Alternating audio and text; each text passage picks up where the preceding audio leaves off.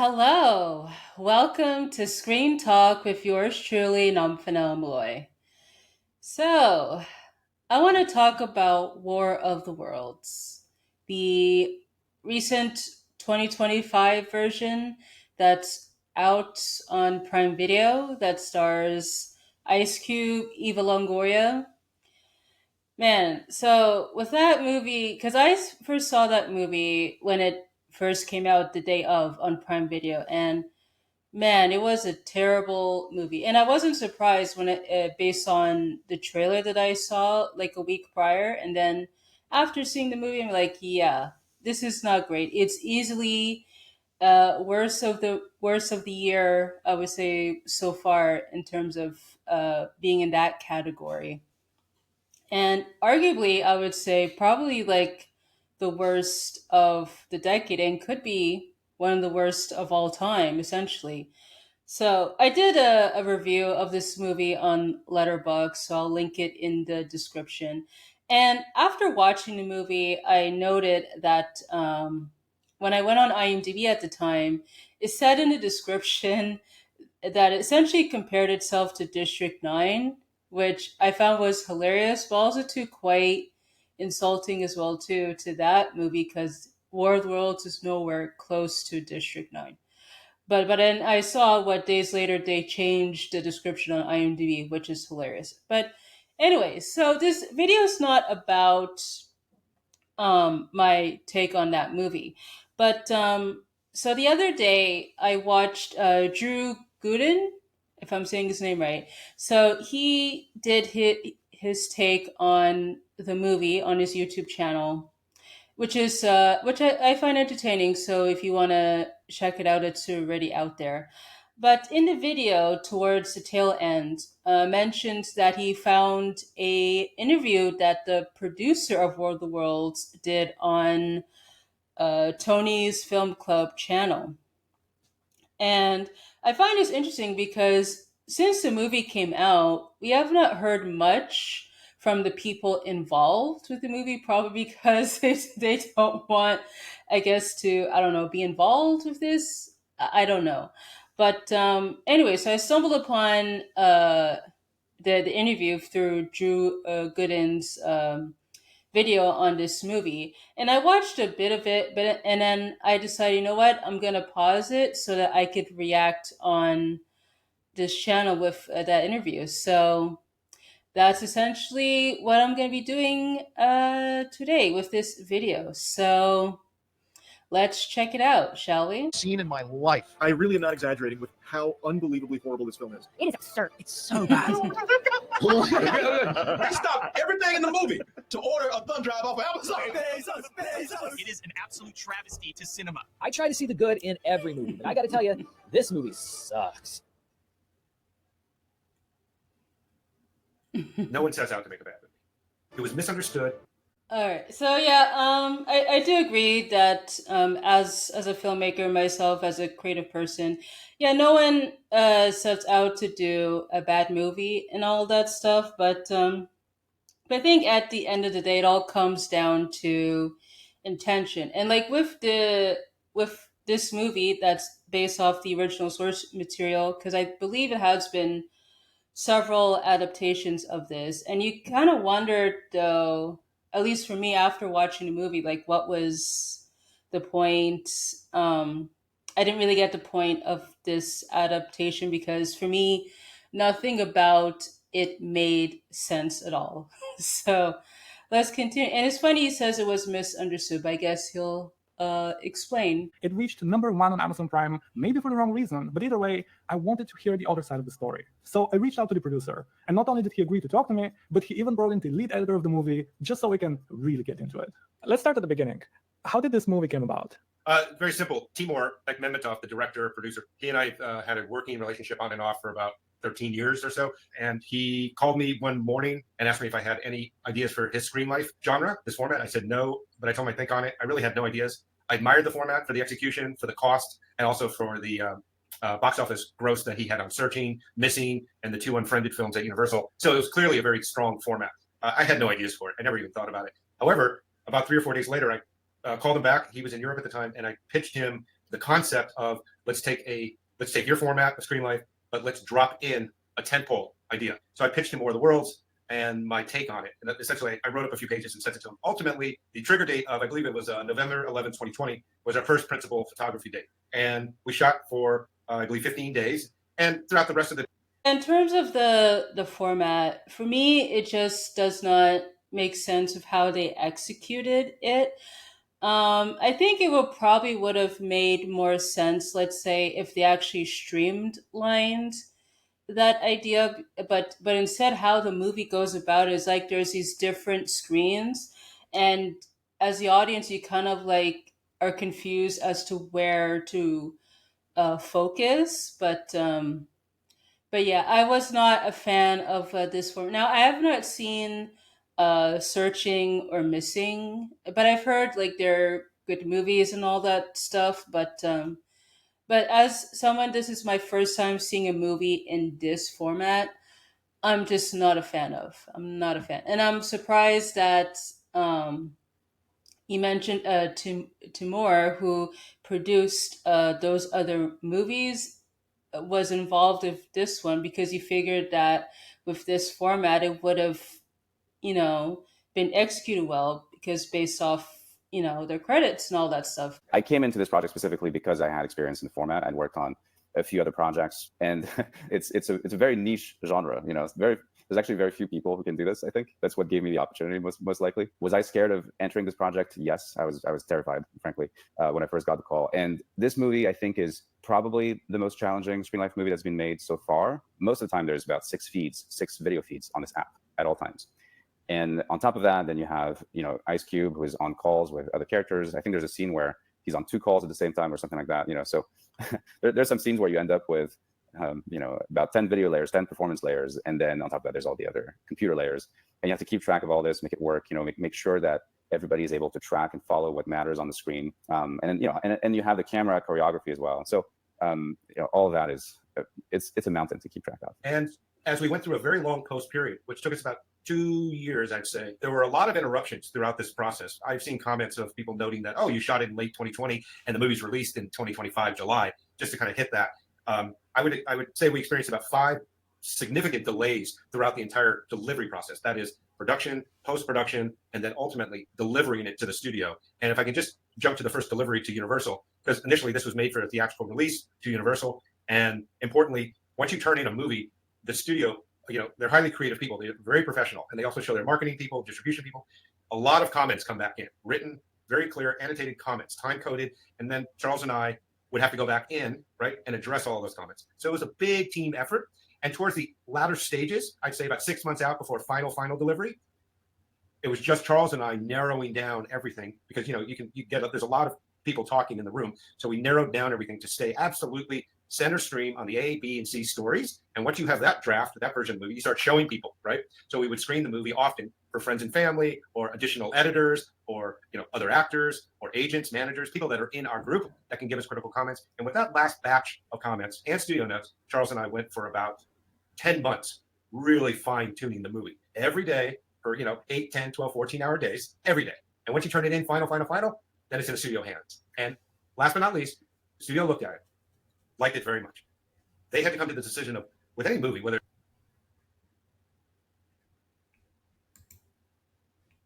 Interesting. So, yeah, because I'm curious that with whatever vision that they came up with at the beginning, if that changed throughout the production process, because you mentioned that he got several notes and had to do changes and all that stuff. So I'm wondering how much of those changes impacted the overall vision of the movie, or were there's like kind of minor notes that did not impact the overall concept of the movie and all that stuff.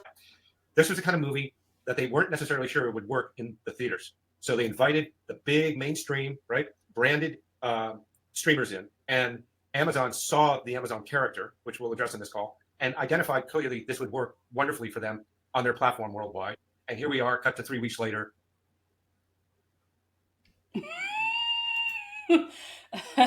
That's hilarious. I'm very interested about, especially during the pandemic, did the actors do takes with other actors, or were they recording on their own? So we basically had an office building that we customized, rooms, offices, conference rooms, what have you, for each character, and that's how we shot it. So initially, yeah, for the main percentage of the production time, let's call it 15 days, just all in 15 days.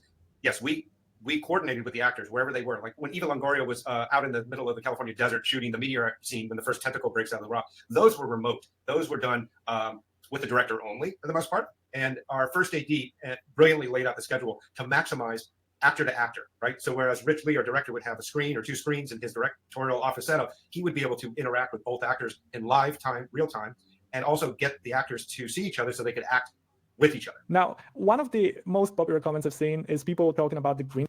I thought at first that they recorded stuff on their own, but later on. And I saw those comments too. We spent a lot of time going frame by frame by frame by frame to remove as much green in the glasses as possible. We didn't get all of it. We were constrained by budgetary issues in that we just didn't have that much money to fix some of the green. But as to the green itself, some of it was light reflecting off of the rear office walls. So for the most part, what you see in Q's background on his left and right side walls and the background, that's all a set. That is a set that we built inside of a conference room. But the back office wall was a shade of green. So some of the lights that we were the key lights that we were illuminating the actor with and over his computer screen and his desk in his background was picking up some of that green. And we couldn't get all of it. I wonder though, like they could have fixed that while filming the movie, but because it seems like they only had 15 days to shoot, I guess there's only so much that they could do. What about this stock footage? That was, again, one of the most common comments I've seen online. You know, sometimes you get pretty restricted in what you can actually use, you know, to work for our needs. So that's what it was. Now, some of the stock footage, it looked like the way that it was edited, like it was just weird with it looked like some weird glares on the faces, because I wondered that because like it was real people and maybe they didn't get permission, which is why they covered it that way, but also to with the effects that they choose, why did they choose that effects? That was strange. And for Amazon, there is a crucial plot point in the film where an Amazon drone comes in to save the day. Was this one giant advertisement for Amazon? No, it wasn't. Amazon didn't see it until the movie was all the way done. Really? I don't know if I buy that, because Amazon was essentially all over this movie. Release the movie. We always thought Universal was going to release the movie. The creation of Mark was of the Amazon driver was simply because during COVID, in the early months of COVID, when you weren't going to the grocery store, or you couldn't get toilet paper or paper towels, you couldn't get these basic things, or you couldn't buy more than one of them. Who was bringing us individually to our homes all these products to keep us going, to keep us neutral, to keep us surviving? Amazon drivers, FedEx drivers, UPS drivers. These people, these individuals are heroes. They are unsung heroes. They're not identified as such. You know, it's not people's dream to become delivery people, but at the end of the day, they are rendering a impersonal service to humanity, and they are doing so without ego. So we wanted to really have Mark and his van stand out.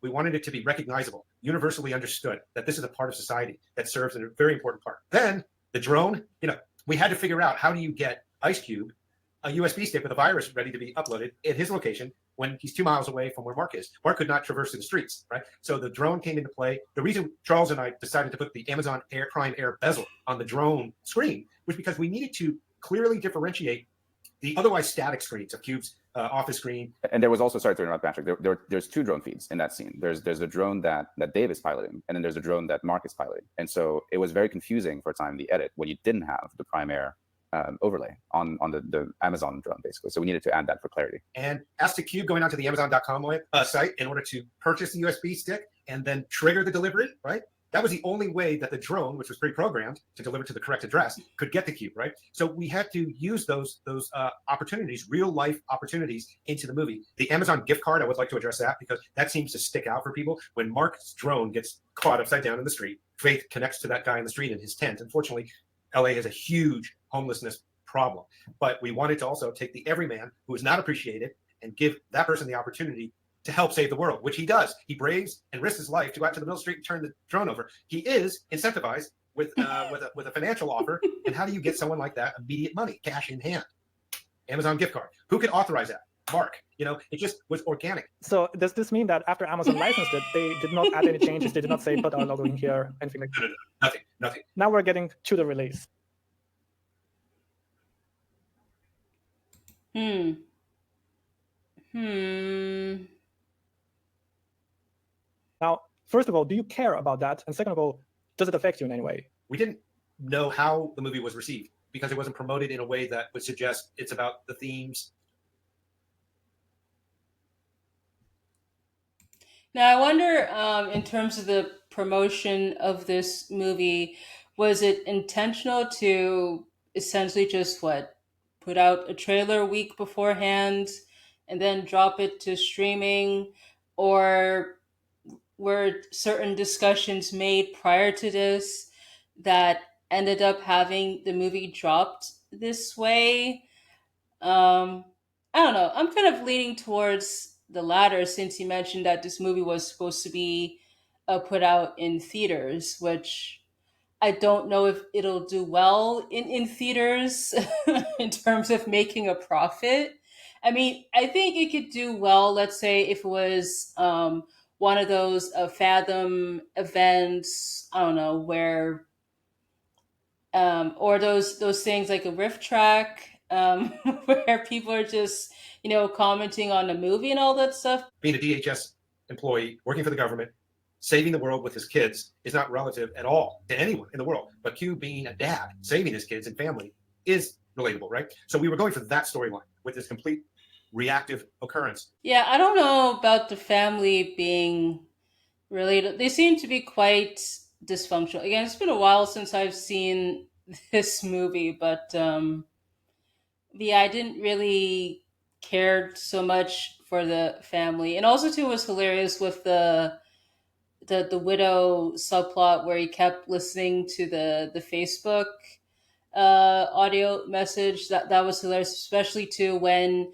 I guess when the aliens were eating the data. Getting back to the zero score and the aggregated comments, instead the movie was received as an enormous disappointment, as if it was to be this gigantic $100-200 million tentpole. It was never intended for that. It was intended to be an innovative way to. I don't know. I think it wouldn't matter like if this was a big budget movie or not. I think people still would have reacted the way that they did regardless of budget. So I don't know. It seems like he's a kind of a bit salty here because because just how he's responding to this. Immediately relatable in the sense that people have been working on Zoom and Microsoft Teams for 5 straight years. So all of that was not received. No one really picked up on that. And therefore, the movie, as it relates to the zero score, appeared to be an enormous creative failure from the critics' standpoint. I think they went into it, I'm assuming, they went into it expecting something much grander in scope. I didn't really look at too many critics' reviews on this, honestly, though. But I think also, too, why it got harsh reviews is that it's an adaptation of War of the Worlds. Now, had, let's say, this been an original movie, I don't think it would have been too harsh with the reviews, but again, who knows? Were we disappointed? Yes. Did we feel as creators, as filmmakers on the whole, did we feel misunderstood? Completely. That's all fine and good. That was clearly laid out to us. We failed with the critics, and as a kind of catch-all of a website, we failed miserably, right? With a 0. Now, there are the film critics, and then on the other side of the coin, there is the audience. And people definitely had something to say about this film. I think I've seen like 40 or maybe 50 million combined views on memes, reaction videos, reviews, and just the majority of those were either negative or just straight up making fun of it. There's a sort of similar phenomenon going on with audiences, is what Patrick was talking about. I think there was a misunderstanding about what the expectations should be with this movie, and I think people were reacting to that a lot. Often people can say that love and hate are related. I think they are in a way. You know what I mean? I think what the reaction is saying is that people are having a strong reaction to the movie, which is not the one that we were hoping for necessarily. But I think it's one of those things where I think it's probably a little bit misunderstood now, and the way that the film is digested over the years is what's going to be more telling, I think, as far as what we've achieved with it. I don't know about the movie being misunderstood. I mean, again, like because this is an adaptation of the War of the Worlds. I believe it's a novel. I can't remember if it was a radio play or a novel, one or the other. But yeah, because it's an adaptation of that, and because there have been so many adaptations of this, again, I'm not surprised that the reception is the way that it is, essentially. Like, how do you feel about the audience response, the memes, the posts, all of that? Do you pay attention? Do you look at them? Do they affect you? It affects you for about a minute, 5 minutes, the bad stuff, because the internet is a great anonymous place to throw your frustration and hate, and everyone's going through very intense experiences now in our economy, in our social atmosphere. There's just a lot going on that are challenging people, and any outlet that they can express frustration, anger, disappointment, that's just going to absorb everything. Charles and I are very close to the movie. We know word for word, we know every shot choice and all that kind of stuff.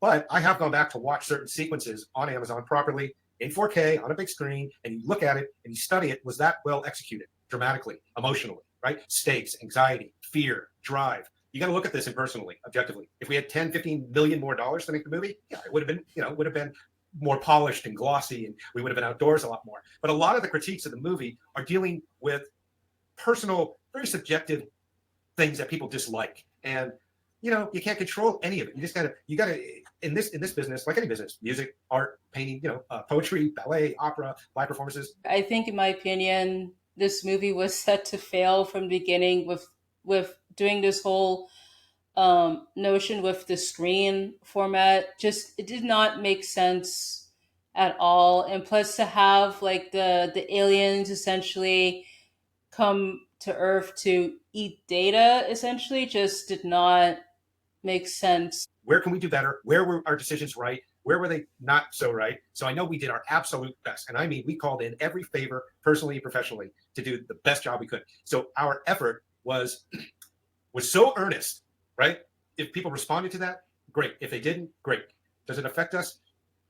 Yeah, but at the end of the day, you keep moving and you look at the broader successes of the movie. I don't know, just how he's responding to it. I think the reception did affect him, because I get that as an artist and all that stuff. Because I think for some people are able to manage criticism well, while others, every time they see negative comment or criticism, it triggers them essentially. So I think that if negative stuff is going to affect you, it's just best to not read those comments at all. Just avoid it essentially as much as possible.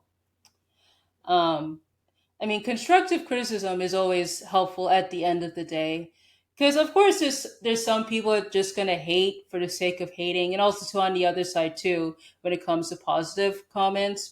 Despite the critical response and all the negativity online, was this movie actually successful? Yes, it was successful, period. I mean, when the numbers are added up for August, the fact of the matter is War of the Worlds was the #1 most watched movie worldwide on Amazon for its first 7 days without putting any marketing or promotion into the movie. It has now retained, for its subsequent 2 weeks after the first week at #1, it's retained its #2 position of the most watched movie worldwide on Amazon's Prime platform. And we are approaching, I believe, right at the 800 million minutes watched within 3 weeks, which is significant. So honestly, like when it comes to success of streaming movies and all this stuff, I don't really get like what it makes it successful, because typically, of course, like when a movie comes out, let's say in theaters or VOD, if it makes a lot of money, I guess from that perspective it's successful and all that stuff.